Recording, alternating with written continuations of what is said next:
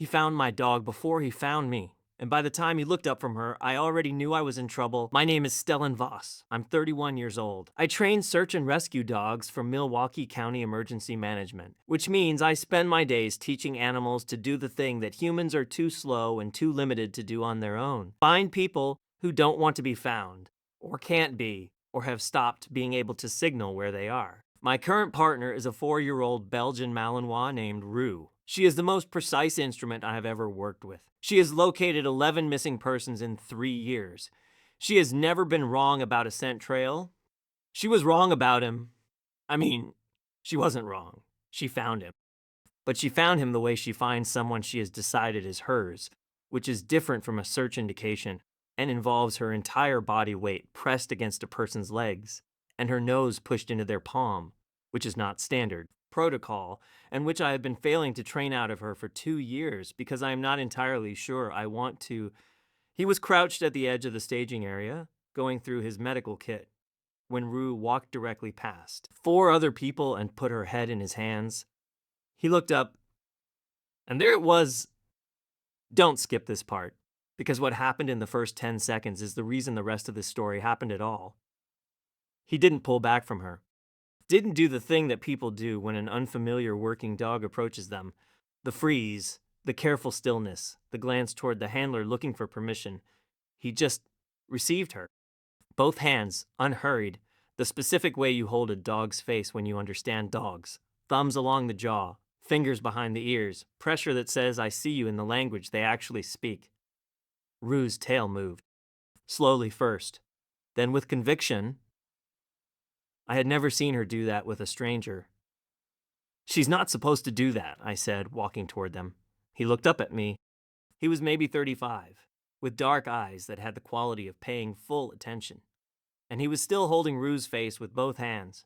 And the morning light, we were at the Kettle Moraine staging area, 60 miles northwest of Milwaukee, 6 a.m., the kind of October morning that is cold enough to mean business, was coming over his shoulder and hitting his face directly.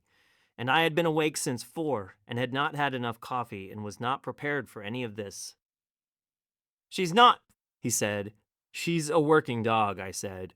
She doesn't solicit contact from strangers. He looked at Rue. Rue looked at him. Some communication occurred that I was not party to. She seems pretty decided about it, he said. She's wrong, I said. Is she usually wrong? He said. I looked at my dog, who had now leaned her full 30-kilogram weight against his knee and closed her eyes. No, I said, she's not. He smiled. Not a big smile, contained, the kind that lives mostly in the eyes and arrives at the mouth afterward, like it traveled a distance to get there. I'm Stellan, he said. Daggert, trauma paramedic Northern Lakes SAR. I'm attached to your operation today. Stellan Voss, I said. K9 unit. I looked at my dog. And apparently Rue has already introduced herself. She did, he said. He gave her ears one last press, deliberate, the right pressure, and stood up. He was taller than I'd realized from the crouch.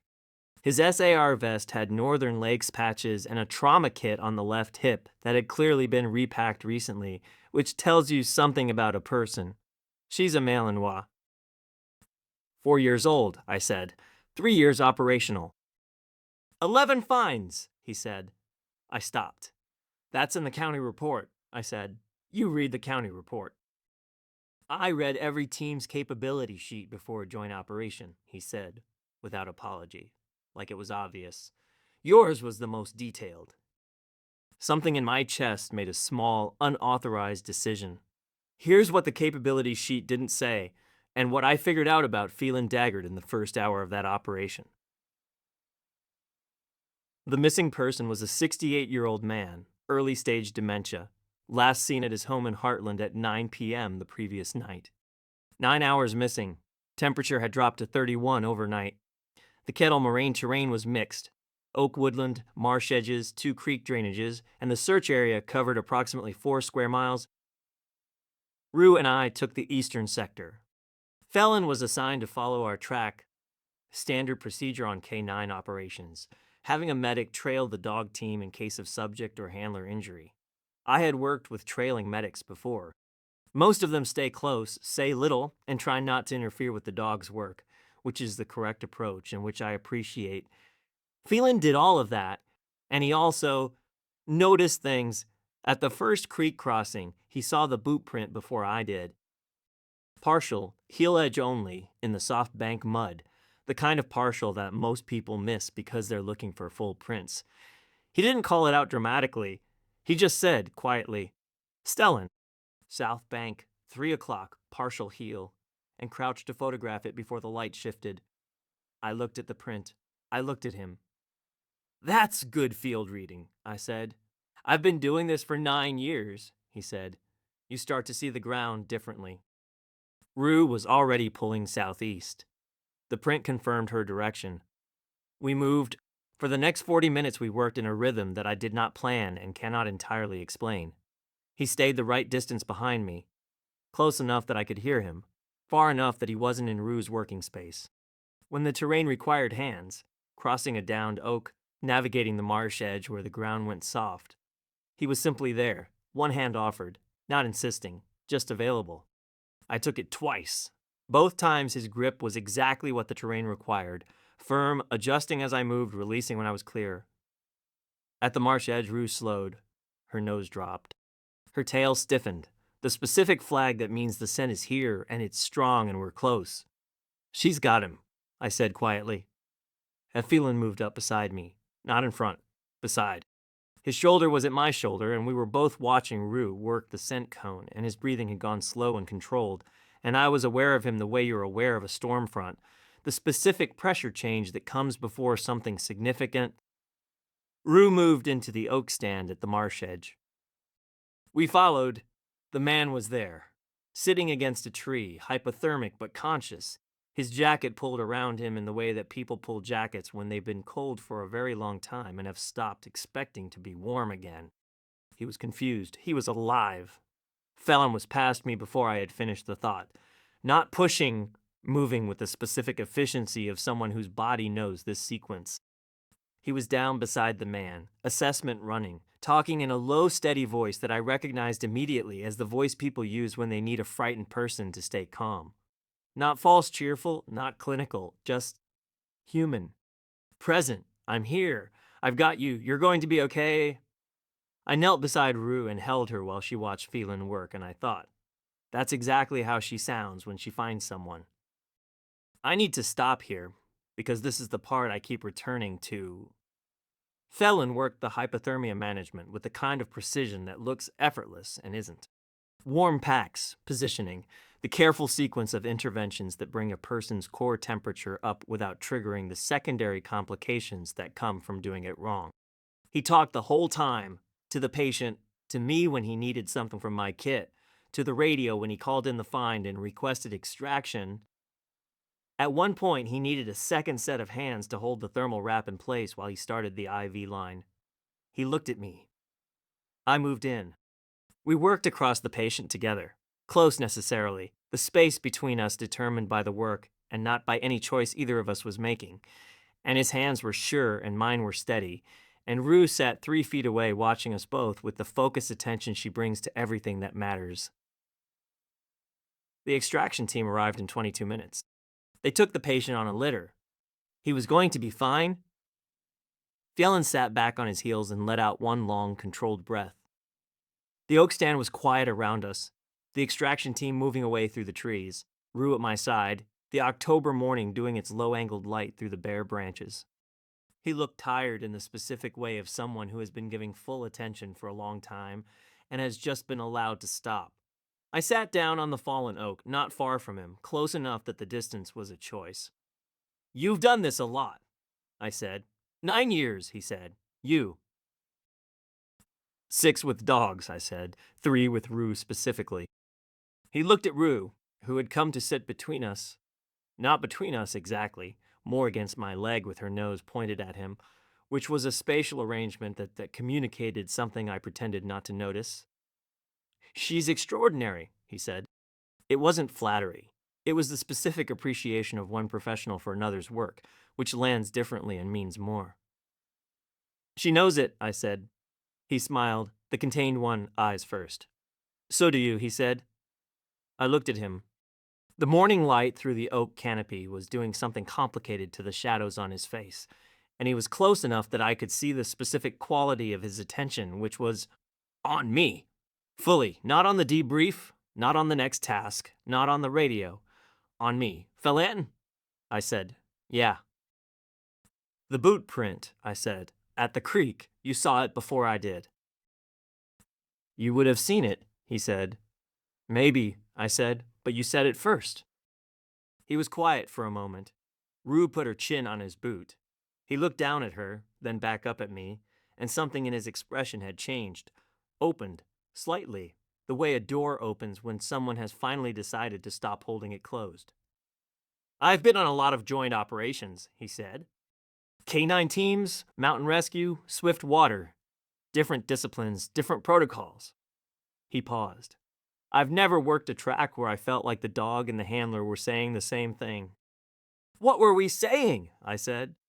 He looked at me for a long moment. The bare oak branches above us. Rue between us, perfectly still. The October cold and the morning light and the specific quiet of a place where someone has just been found. Over here, he said. Quietly, like it was the most precise thing he knew how to say. And now I need to tell you about the moment at the staging area, the one the operation camera didn't catch. We walked back together. The debrief was quick. Joint operations run efficiently, and everyone had somewhere to be. His Northern Lakes unit was loading their vehicles. My county truck was at the far end of the lot. We were walking the same direction for approximately 60 meters, which is not very far, and I was aware of every meter. At the point where our paths diverged, his unit's trailer to the left, my truck to the right, we stopped. Rue sat. She looked at him. She looked at me.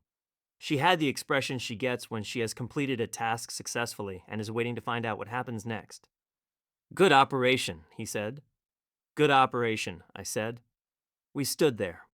The staging area was clearing out around us, vehicles pulling out, equipment being loaded, and we were two people standing at a path divergence being extremely professional about the fact that neither of us was moving. Stellan, he said. Yeah. I'm going to ask you something, and I want you to know that Rue already told me the answer, so you don't have to feel like you're... Ask, I said, before he finished, because I knew. The way Rue knows a scent trail, not yet visible, but already certain. Dinner, he said. Milwaukee, whenever you're back. I drive down from Rhinelander for operations, but I'll drive down for this. A pause. I'd like to drive down for this. I looked at him. The October light. His SAR vest. The Northern Lakes patches. Rue sitting between us, tail moving slowly, as if she'd been expecting this exact outcome and was satisfied with the timing. There's a place on Water Street, I said. They stay open late. I'll text you. I'll pick up, he said. Without hesitation, I took out my phone. He took out his. We exchanged numbers in the October cold. The small ceremony of it, the specific ordinariness of two phones being held out and taken, which is perhaps the least romantic gesture in the world and which felt, in that moment, like something I wanted to remember. As I was putting my phone away, his hand, in the motion of returning his own phone to his vest pocket, brushed mine. Brief. Not an accident, but not announced either. The exact middle space between those two things, which is where the most honest contact happens. I looked up at him. He was looking at me. Close, the staging area noise around us, the morning going on without us. His hand came back, slow, deliberate, and covered mine. Warm, certain, the grip of someone who has decided and is done deliberating. We stood like that for a moment that was longer than the circumstances required and shorter than I wanted. Drive safe, I said. My voice was steady. I was proud of that. Text me the address, he said. His voice was the same.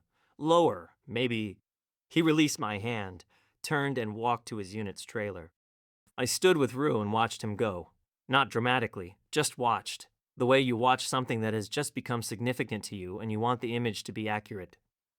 Rue looked up at me. Don't say anything, I said. She looked back at where he'd been. Her tail moved once, slowly, with great satisfaction. He texted at 7. 14 p.m. from Rhinelander. Made it back. Rue made the right call, by the way. I was sitting in my kitchen with Rue at my feet, still in my field jacket, the debrief report half finished on the table in front of me. I read the text twice. She usually does, I typed back. Water Street, Saturday, 7 p.m. I'll send the address. 3 dots. Then, I'll be there at 6:55. Why 6:55? A pause then. Because I'd rather wait for you than have you wait for me. I put my phone down on the debrief report. Rue put her chin on my foot. Outside, Milwaukee was settling into its Friday night, the lake wind coming off Michigan, the city lights going on block by block, ordinary and specific and entirely itself. I looked at the debrief report. I looked at my phone. I picked up my phone. Saturday, I typed. 6:55 is fine. He sent back a single period, which is the punctuation of a person who means what they say and doesn't need to add to it. I smiled at my phone like a person who has not smiled at their phone in a while. Rue lifted her head and looked at me with the expression she gets when she has found exactly what she was sent to find. Okay, I said to her. You were right. Her tail moved, slowly, with great, patient, entirely justified satisfaction. New story tomorrow, every single day. Subscribe, you don't want to miss it.